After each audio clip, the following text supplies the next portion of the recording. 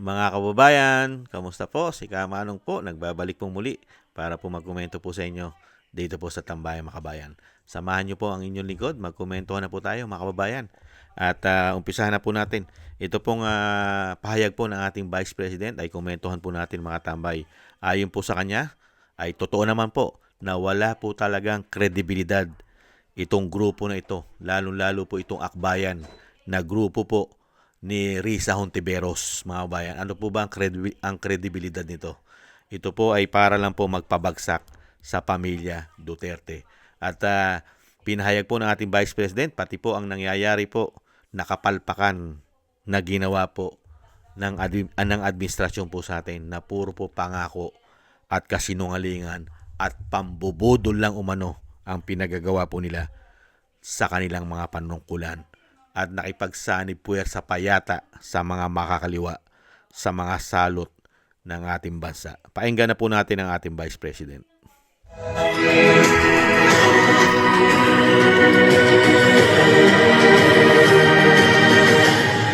Assalamualaikum warahmatullahi wabarakatuh. Madayaw, ugmayong adlaw kaninyong tanan. Magandang araw sa inyo lahat. Ang impeachment complaint na inendorso ng akbayan ay isang papel na walang kalakip na kahit anong ebidensyang magpapatunay sa mga paratang na isinasaad dito. Hindi na ito bago. Matatandaan na ang impeachment laban sa akin ay naging sagot nila sa aking pag-alis sa gabinete. Isang hakbang na isinagawa dahil hindi na maipaliwanag ng Pangulo ang patuloy na pagkalugmok ng bayan sa kahirapan, dulot ng kanyang kapabayaan at bisyo. Noong 19th Congress, binuksan pa nila ang isang Investigation in Aid of Legislation. Hindi upang lumikha ng batas, kundi upang magsagawa ng isang malinaw na fishing expedition para sa planadong impeachment laban sa akin. Paulit-ulit nilang ibinandera ang isyung Mary Grace Piatos bilang umano'y bahid ng katiwalian. Kahit na sa kabila ng lahat ng investigasyon ay wala silang naipakitang kahit isang direktang paglabag sa paggamit ng confidential funds. Sumunod na dito ang bentahan ng mga pirma para sa impeachment at ang mga tinaguriang for later release projects na ipinangako umano sa ilang miyembro ng Kamara upang itulang ang impeachment laban sa akin. Mga pangyayaring mismong inamin na ng ilang mambabatas sa kanilang mga naging pahayag. Mga kababayan, walang kredibilidad ang akbayan upang mag-endorso o magsumite ng impeachment complaint. Ilang ulit ng hayagang ipinahayag ng kanilang pinuno ang kanyang intensyong tumakbo sa pagkapangulo. Isang malinaw na indikasyon ng pampulitikang motibo sa likod ng kanilang mga hakbang. Huwag nating kalimutan ang makasaysayang talumpati noong Agosto 2024 ni Risa Hontiveros, kung saan malinaw niyang inilahad ang tunay na motibo ng akbayan bilang isang grupo. At habang ang anak niya ay may kapangyarihan pa, hindi magiging madali ang ating laban. While VP Sara is in power, the threat of a full-blown Duterte comeback is still a very real and present danger. For one, they are supported by one major superpower, China. Kaya malinaw na lahat ng ito ay isang uri ng harassment at pang-aabuso sa proseso ng impeachment ng grupong akbayan. Hindi malinaw kung ano ang ipinaglalaban nila para sa kaayusan ng bayan. Pero napakalinaw ng kanilang pamumulitika at pagpapahirap sa usaping diplomasya ng ating bansa. Sa huli, ang tunay na laban ay hindi lamang laban ng iisang tao o iisang grupo. Ito ay laban para sa katotohanan at sa dangal ng ating bansa. Naway magsilbi itong paalala sa ating lahat na ang kapangyarihan ng impeachment ay hindi dapat ginagawang sandata ng politika, kundi isang banal na proseso para sa hustisya at pananagutan. Sapagkat kapag nanaig ang abuso, ang tunay na talunan ay ang sambayanang Pilipino. Syukran.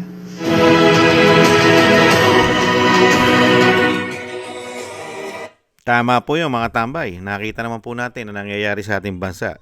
Sino po ang talunan ngayon? Sino po ang namamayagpag?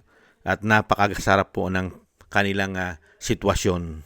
Lalo-lalo po ang kanilang pamumuhay at kayamanan. Sino po ba? Di po ba yung binigyan natin ng tiwala? Yung pinagkatiwalaan natin na ayusin ang ating bansa? Hindi po ba? Na ibabangon muli at dadalhin po sa sinasabing ang mga Pilipino ay yayaman sa kanila at hindi na tayo magugutom at gaganda ang ekonomiya. Hindi po ba? Kaya nga po napakaraming pangako. Yung mismong nangako na pinagkatiwalaan ng mahigit 30 million na mga Pilipinong bumoto, ano po nangyari? Mga kabayan, dinala po tayo saan? Sa kahirapan, baon sa utang. Kaya nga sinasabi ng Vice President, di ba?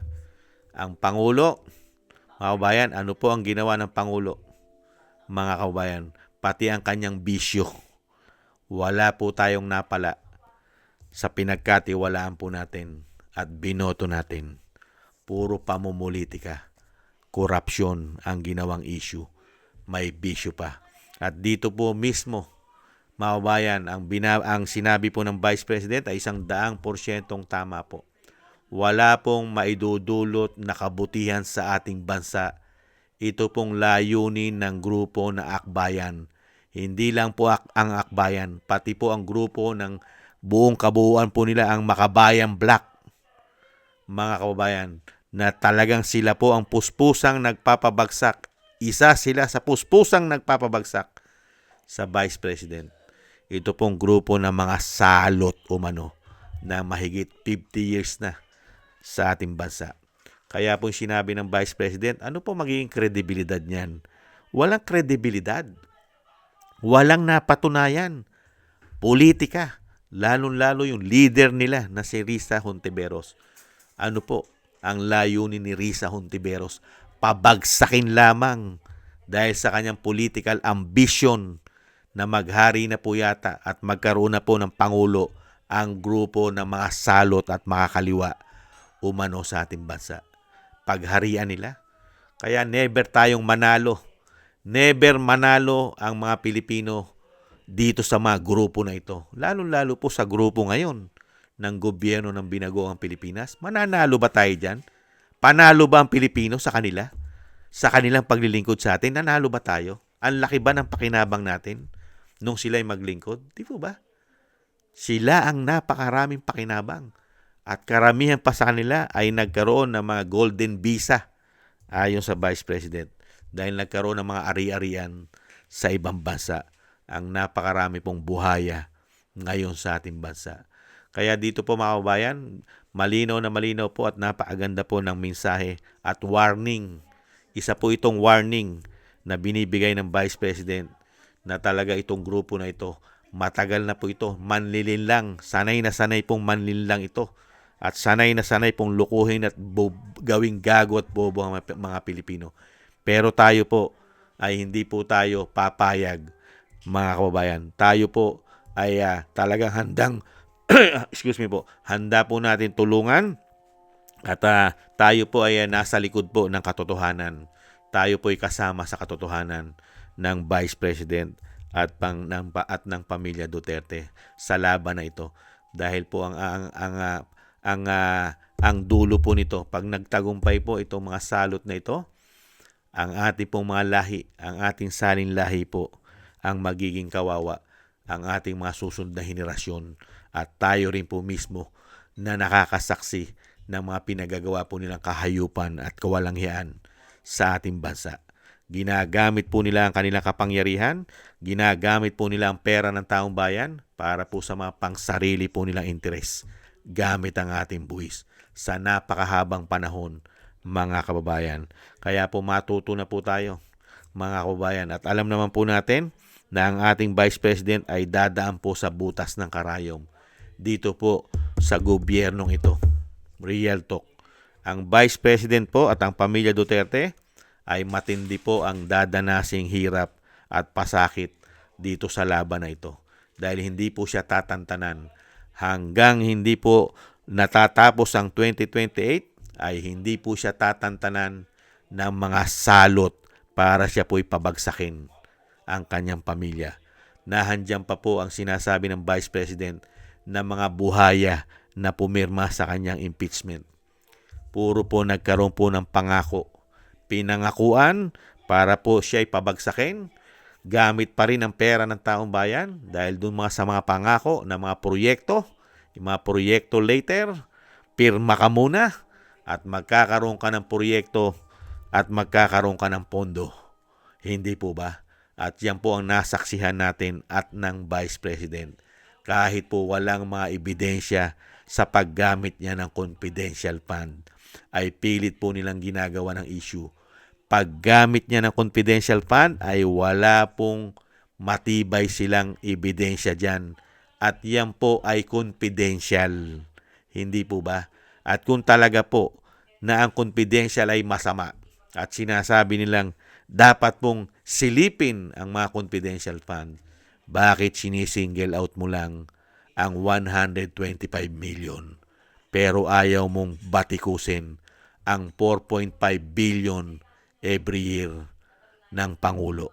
Sige nga, hindi po ba pamumulitika ito para po doon sa sinasabing kinatatakutan nila na makabalik ang mga Duterte? Kasi pag nakabalik po ang mga Duterte, real talk, mawawala na po ito. 100%. Itong grupo na ito, sa nakita po ng Vice President, itong grupo na ito kung gaano po kasama at ang grupo po ng mga buhaya sa ating bansa, mga kababayan, malilintikan po lahat yan. Lalong-lalo po yung presidente na may bisyo pa umano. At ang pamilya yata nito, pati yata ang kanyang pinsan, sigurado pong malilintikan din po, mga kababayan. Yan po mga kababayan, makiisa po tayo at maging aware. At syempre po, wag po tayong papayag na muli pong makabalik. Nabigyan na po tayo ng isang napakatinding parusa at pighati na nalinlang po tayo. Nalinlang po ang Vice President, nalinlang po ang 100 milyong Pilipino, nalinlang po ang dating Pangulong Duterte dito po sa administrasyon nito dahil nagbalat kayo po sila na sila po'y matitino at para po sila sa bayan. Hindi po pala.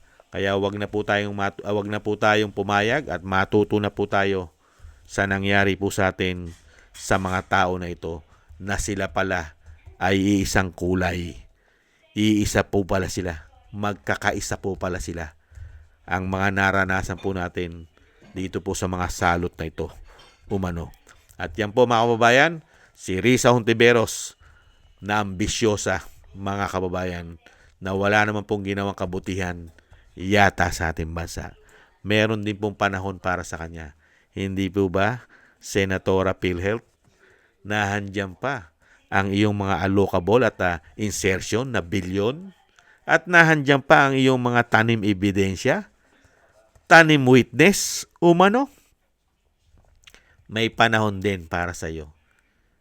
Hintayin mo lang, lalong-lalo na ang Vice President na magiging presidente.